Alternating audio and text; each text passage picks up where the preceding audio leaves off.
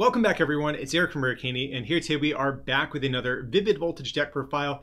And today we're going to be checking out the new Coalossal VMAX. This is, at least for me personally, one of my most anticipated new Pokemon VMAX in the set. Not that I think there's not really too many really broken ones compared to the past couple sets, but I think Coalossal is definitely one of the more interesting ones that has some competitive potential we're going to be exploring here. And before we get too deep into this video, just a couple things for housekeeping. If you guys can smack that like button, it really does help get this video out to more Pokemon TCG fans on YouTube. It genuinely really does help a lot. And also, this list was available to our patrons over at patreon.com/rarecandytcg a little bit early. I think almost a week early, or a little less than a week early. So if you guys want to get some exclusive and early access content, I'll have a link down below in the description for you to check that out.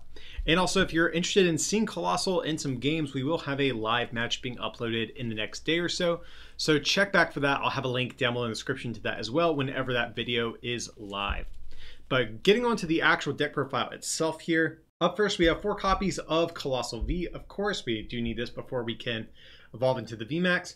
Unfortunately, there's really not a whole lot positive to say about the base Coalossal V. Its attack costs are a little bit too high to really get this thing powered up. We really just want this to evolve into our VMAX. Up next from there, we have 3 copies of the big guy himself, Coalossal VMAX. This is our main attacker of the deck. So Coalossal, if you're unfamiliar with it, it is a new Pokemon VMAX, 330 HP, 4 retreat cost, grass weakness. Has 2 different attacks here. The first one for a single fighting energy.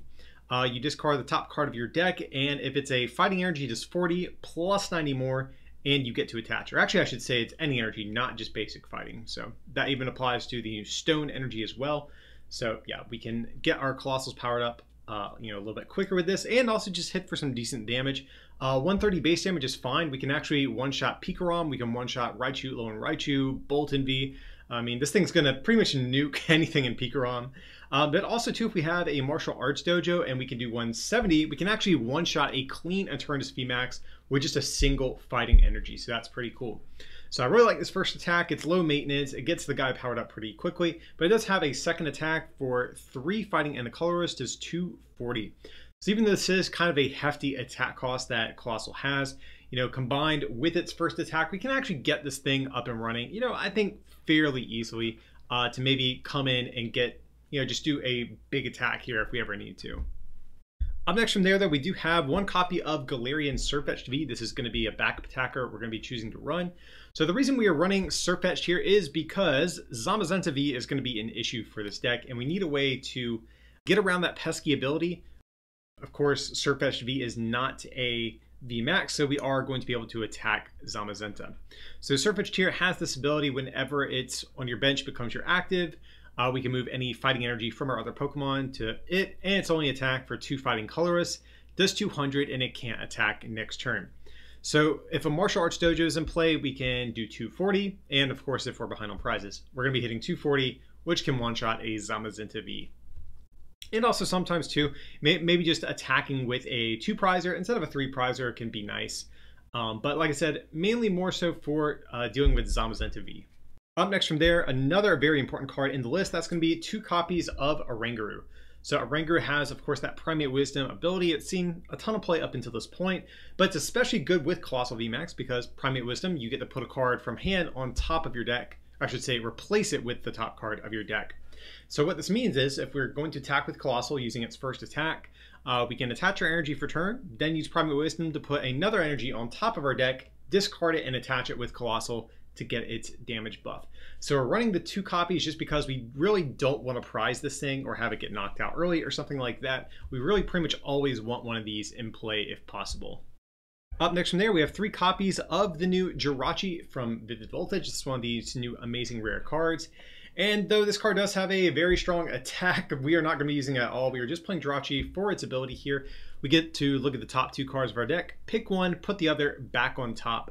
So I initially was trying out the Stellar Wish Jirachi, which I think is still probably a valid consideration if you want to go down that route. But I really like this Jirachi because it feels kind of the same role, even though it doesn't dig quite as deep in terms of how many cards you can see.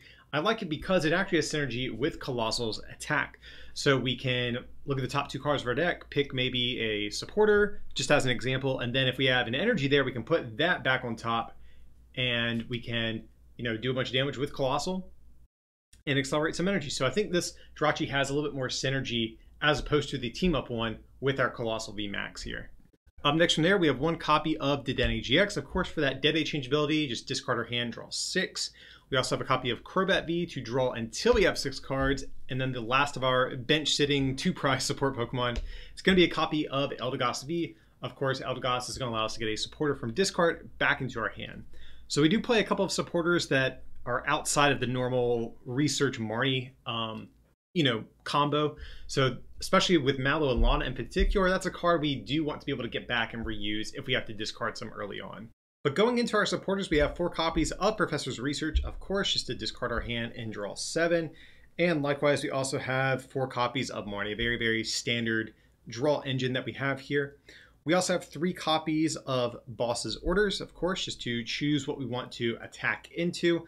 I think Gusting Effects in particular are really good with Colossal, just because there's a couple of very good, fighting weak bench sitters, most notably Dedenne and Crobat, and the first attack on Colossal can easily pick those off. So Gusting Effects are definitely very, very good, in particular with this guy. And then from there, we have 2 copies of Mallow and Lana to round out our supporter cards. So one thing I do really like about Colossal is the fact that it's a very tanky Pokemon, and there's a lot of ways that really doubling down on that strategy, and Mallow and Lana is going to be one of the ways we can do that. So of course, we switch our active with one of our bench Pokemon, but if we discard 2 cards from our hand, we can heal 120 from the Pokemon that we switched. So, this is one of many different tanking options that we're going to have in here, and can very easily turn those 2 shots into 3 shots against your Colossals. From there, we have 3 copies of Martial Arts Dojo. This is going to be our stadium of choice.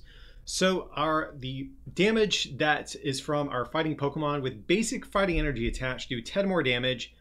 But if we are behind on prizes, it does 40 extra damage instead. And the 40 extra damage does make a good difference in a couple of different instances. Of course, like I mentioned, this is the difference between one-shotting Eternatus VMAX as opposed to having to 2-shot it. So again, if they take like an easy prize early on and activate Dojo, we can come in, hit for 340 after weakness, get a 1-shot on a Queen Eternatus. Also, this can push our second attack up to 280, which means we can knock out something like ADP or a Mewtwo MewGX or any of the other tag teams that aren't fighting weak as well.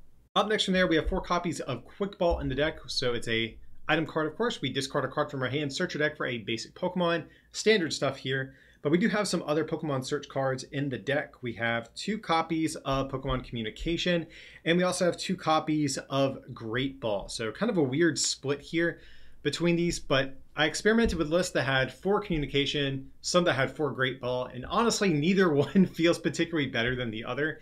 So I'm just opting for the split of both. Typically, I would probably prefer Communication, but the issue with this deck, it only plays, I think, 15 Pokemon, if I remember correctly.